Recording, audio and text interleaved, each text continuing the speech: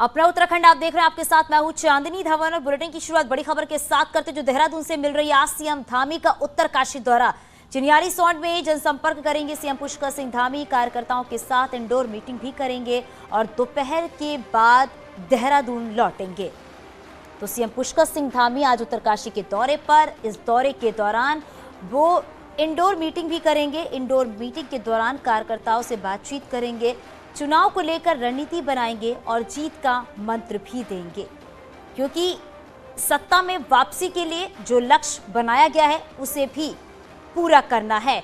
हमारे सहयोगी बलवीर परमार हमारे साथ जुड़ गए हैं। बलवीर, क्या जानकारी मिल पा रही है? सीएम पुष्कर सिंह धामी उत्तरकाशी में रहेंगे और क्या कुछ कार्यक्रम रहने वाला है उत्तरकाशी में? बिल्कुल चांदी, उत्तरकाशी लगभग 11:15 बजे वो जो चिन्याली सौंड हेलीपैड पड़ता है वहां पे पहुंचेंगे और उसके बाद वो एक मीटिंग करेंगे कार्यकर्ताओं के साथ। और उसके बाद जो जनसंपर्क अभियान है उसके तहत वो चिन्याली जो बाजार पड़ता है नगर क्षेत्र, वहां पे डोर टू डोर जनसंपर्क करेंगे। जो प्रत्याशी है केदार सिंह रावत, जो निवर्तमान विधायक है, उनके लिए मतदान मांगेंगे। तो जो कार्यकर्ता है वो बड़े उत्साह में है जो सीएम का दौरा है उसको लेके। और इस समय यही है कि इंतजार किया जा रहा है कि कब सीएम पुष्कर सिंह धामी यहाँ पे पहुंचे और वो उसके बाद बैठक उनकी है, काफी महत्वपूर्ण ये बैठक मानी जा रही है। और सबसे बड़ी बात है कि यहाँ पे जो केदार सिंह रावत जो विधायक है उनके समर्थन में वो यहाँ पहुंचेंगे और कई कार्यकर्ता यहाँ पे शामिल होंगे। दूसरी पार्टी से भी उसका भी प्रोग्राम रखा गया है। कुछ नाराज भाजपा के कार्यकर्ता यहाँ पे चल रहे हैं जो बलवीर माने जाते हैं क्षेत्र से, उनको भी नाराज विधायक है उन्हें भी मनाने की कोशिश की जाएगी और ये दौरा भी उनका काफी अहम माना जा रहा है। बहुत शुक्रिया इस पूरी जानकारी के लिए। हल्द्वानी से खबर मिल रही है, त्रिवेंद्र के भरोसे डैमेज कंट्रोल, असंतुष्टों को मनाने पहुंचेंगे पूर्व सीएम त्रिवेंद्र सिंह रावत। बीजेपी के पूर्व प्रदेश महामंत्री गजराज बिष्ट को मनाने पहुंचेंगे त्रिवेंद्र सिंह रावत। टिकट न मिलने से नाराज चल रहे हैं। गजराज ने कालाढूंगी से नामांकन भरा है अपना। गजराज ने किया है निर्दलीय चुनाव लड़ने का ऐलान। भीमताल से निर्दलीय मनोज शाह से भी मिलेंगे त्रिवेंद्र सिंह रावत। तो नाराज नेताओं को मनाने की जिम्मेदारी जो है वो त्रिवेंद्र सिंह रावत को मिली है। गजराज ने कालाढूंगी से नामांकन भरा हुआ है। निर्दलीय चुनाव लड़ने की बात की गई है। हालांकि अब यह भी एक बड़ी चुनौती नजर आ रही है, नामांकन भरने के बाद जो बागी है उनको कैसे मनाया जाए। नामांकन का दौर खत्म हो गया है और अब बीजेपी और कांग्रेस की कोशिश सोमवार शाम तक बागियों और नाराज नेताओं को मनाने की होगी, ताकि नाराजगी चुनाव में बड़े नुकसान की वजह न बने।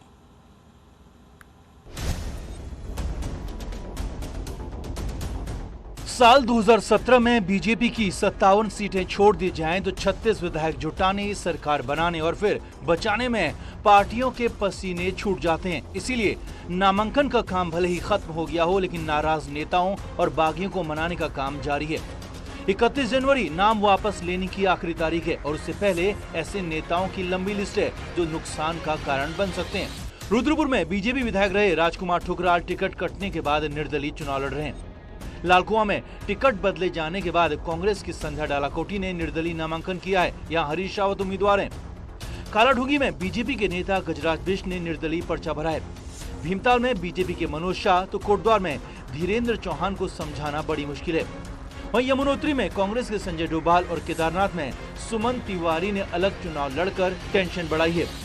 धनौल्टी में महावीर रांगड़ और घनसाली में दर्शन लाल ने बीजेपी से नाराज होकर निर्दलीय पर्चा भरा है। वहीं देहरादून के सहसपुर में आजाद अली ने कांग्रेस छोड़कर आप से उम्मीदवारी की है, तो बीजेपी से नाराज होकर हेमारी अब नैनीताल में आपके उम्मीदवार हैं। चुनाव में एक एक सीट और एक एक वोट की अहमियत है। ऐसे में टेंशन दोनों पार्टियों की बढ़ी है। मैं समझता हूं कहीं एक दो जगह छोड़कर कहीं हमारे बागी नहीं है।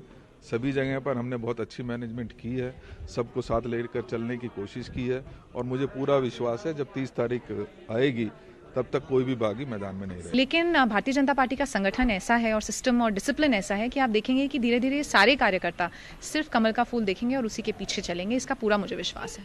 उत्तराखंड जैसे छोटे राज्य में बहुमत की सरकार बनाना किसी चुनौती से कम नहीं। ऐसे में बीजेपी और कांग्रेस दोनों ही पार्टियों की कोशिश सोमवार शाम तक निर्दलीय और नाराज नेताओं को समझाने की, मनाने की होगी ताकि बगावत 2022 में सत्ता से दूर रहने की वजह न बने। दीपांकर भट्ट, न्यूज़ 18 देहरादून। उत्तराखंड चुनाव के लिए बीजेपी ने अपने स्टार प्रचारकों की लिस्ट जारी कर दी है। इस लिस्ट में पीएम मोदी, साथ ही अमित शाह, जेपी नड्डा और सीएम धामी समेत 30 नेताओं के नाम हैं। बीसी खंडूरी और भगत सिंह कोश्यारी को छोड़कर बीजेपी के सभी पूर्व सीएम के नाम भी लिस्ट में हैं। यूपी के सीएम योगी आदित्यनाथ भी उत्तराखंड आकर प्रचार करेंगे, लिस्ट में उनका भी नाम है। और इसके अलावा सभी प्रभारी, चुनाव प्रभारी भी इस लिस्ट में।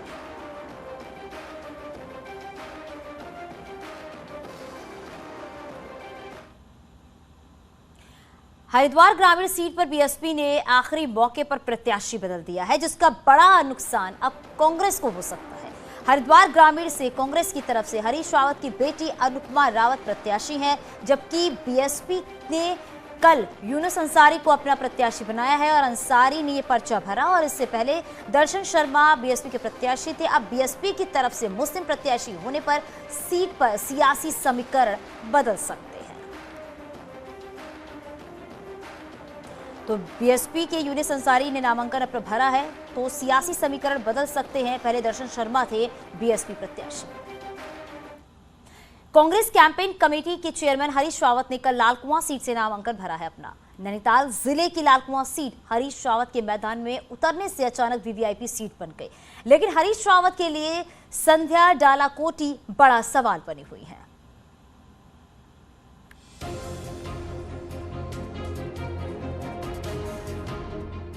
कांग्रेस कैंपेन कमेटी के चेयरमैन और पूर्व मुख्यमंत्री हरीश रावत आखिरकार भगवान का आशीर्वाद लेकर लालकुआं से चुनावी मैदान में उतर गए। नामांकन के अंतिम दिन हरीश रावत नामांकन करने पहुंचे और खुद को लालकुआं का लाल करार दे दिया और उन कामों की फेहरिस्त मीडिया के सामने रख दी जो उन्होंने लालकुआं के लिए अकेले किए हैं। लालकुआं से मेरा बड़ा पुराना संबंध है। जब बिंदु खत्ता पर संकट आया था, जब पुलिस और फॉरेस्ट इनको बेदखल करना चाहते थे, उस समय मैंने राज्य सरकार की कैबिनेट में घुस करके विश्वनाथ प्रताप सिंह जी से एक आदेश करवाया था कि यथास्थिति रखी जाए, यथास्थिति रखी जाए। और मुझे ये कहते हुए खुशी है कि वो यथास्थिति आज भी बनी हुई है। दूसरी तरफ बीजेपी प्रत्याशी मोहन बिष्ट हरीश रावत को बाहरी कैंडिडेट बताकर खेलने की कोशिश करते दिखे। यही नहीं, मोहन बिष्ट ने हरीश रावत को शेर करार दिया और कहा कि उनके पास शेर को हराकर बब्बर शेर बनने का मौका है। कई दफे ऐसा होता है कि बड़े चेहरे और छोटे छोटे चेहरों की टक्कर होती है और छोटे चेहरे चूंकि वो स्थानीय मुद्दों को जानते हैं, स्थानीय लोगों को जानते हैं, स्थानीय लोगों के साथ रहते हैं, उनके सुख दुख में शरीक रहते हैं, तो इसलिए वो लोग जीत जाते हैं। लालकुआं में हरीश रावत को सिर्फ बीजेपी से चुनौती नहीं मिल रही, बल्कि कांग्रेस के भीतर भी उनकी चुनौती कम नहीं है। हरीश रावत को ये चुनौती दे रही हैं संध्या डालाकोटी, जो अपना घोषित टिकट कटने से नाराज हैं और निर्दलीय लड़ने के लिए नामांकन भी कर चुकी हैं। उनको अपना अग्रज मानती हूँ और वो हमेशा मेरे आदर्श भी रहे हुए हैं। ऐसा नहीं है कि, लेकिन जो आज मेरे संग हुआ है, मैं ये चाहती हूँ कि कल किसी और माँ के साथ नहीं हो, किसी और बहन के साथ नहीं हो, तो मैं उनकी लड़ाई को विजय बना के विधानसभा तक का जरूर पहुँचाऊँ। लालकुआं की सियासी जंग काफी मजेदार हो चुकी है, क्योंकि एक तरफ कांग्रेस के कद्दावर नेता हरीश रावत हैं, तो दूसरी तरफ अन्य प्रत्याशी बड़े नेता को चुनौती देने के लिए बेकरार हैं। हल्द्वानी से न्यूज़ 18 के लिए शैलेंद्र नेगी की रिपोर्ट। कांग्रेस नेता रणदीप सुरजेवाला ने देहरादून में प्रेस कॉन्फ्रेंस कर बीजेपी पर जमकर हमला बोला। उन्होंने कहा कि बीजेपी शौर्य के नाम पर वोट देती है, जबकि सेना के हितों पर चोट करती है। बीजेपी सैनिकों की बहादुरी का इस्तेमाल सिर्फ वोट के लिए करती है। देवभूमि का इतिहास रणबांकुरों से भरा हुआ है। यहाँ के योद्धाओं की गाथा इतिहास के पन्नों में दर्ज है।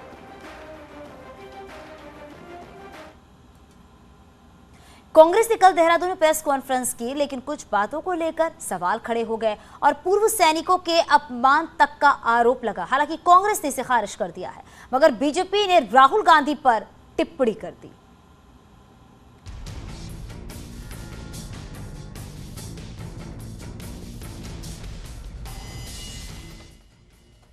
सैनिकों के लिए बीजेपी ने कुछ नहीं किया, ये बात कांग्रेस के राष्ट्रीय महासचिव रणदीप सुरजेवाला ने देहरादून में प्रेस कॉन्फ्रेंस करके कही। लेकिन इस प्रेस कॉन्फ्रेंस में दो बातें ऐसी हुई कि पूरी पार्टी को शर्मिंदा होना पड़ा। पहला, पत्रकारों के सवाल पूछने के बाद कांग्रेस के भूतपूर्व सैनिक प्रकोष्ठ अध्यक्ष बलबीर रावत को मंच पर बैठाया गया। तो दूसरा, पार्टी की प्रदेश प्रवक्ता ने ही मंच पर बैठे नेताओं से सवाल पूछ लिया कि कांग्रेस सैनिकों के लिए क्या करेगी। इन दो बातों ने मंच पर बैठे नेताओं को बगलें झांकने पर मजबूर कर दिया और सवाल पूछने पर जवाब कुछ ऐसा दिया।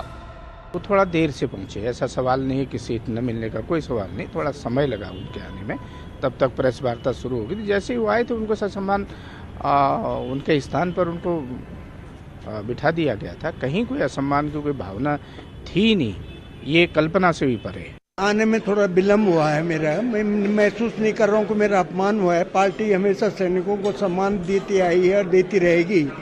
मैं खुद इस बात को महसूस नहीं कर रहा हूँ, क्योंकि मैंने भी उचित नहीं समझा कि मैं बीच में जाके डिस्टर्ब करूँ। तो इस बात को मैं समझता हूँ कि आपको भी यहीं तक छोड़ देना चाहिए। प्रेस कॉन्फ्रेंस में कांग्रेस ने ये बताने की कोशिश की कि मोदी सरकार ने 7 साल में सैनिकों के लिए कुछ नहीं किया, कैंटीन में 10,000 से ज्यादा का सामान नहीं मिलता, अस्पताल में ठीक से इलाज नहीं मिलता, यहाँ तक कि पेंशन भी अलग अलग मिलती है। अब बीजेपी ने इस पर तो जवाब दिया, साथ ही राहुल गांधी को एक बार फिर से पप्पू कह दिया। उसमें चीफ जनरल रावत को इनका एक प्रवक्ता दीक्षित, जिसने सरेआम उसको गली, जब वो आतंकवादियों को कश्मीर के अंदर मार रहे थे तो कहा कि गली का गुंडा है, और वही पप्पू उसी की रैली में भीड़ करने के लिए इन्होंने, उनकी चिताब की आग भी ठंडी नहीं हुई थी कि उनके चित्र को अपने मंच पर लगाया। बलबीर सिंह जी से कहूंगा कि इतना बड़ा आपका अपमान हुआ है, आपको तो तुरंत कांग्रेस छोड़ देनी चाहिए।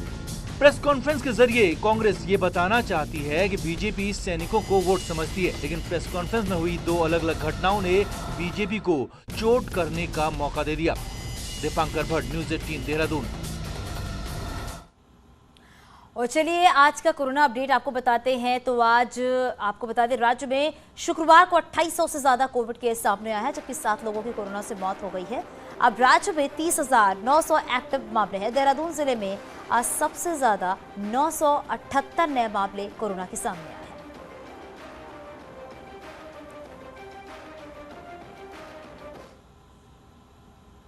और यहां रुकेंगे छोटे से ब्रेक के लिए।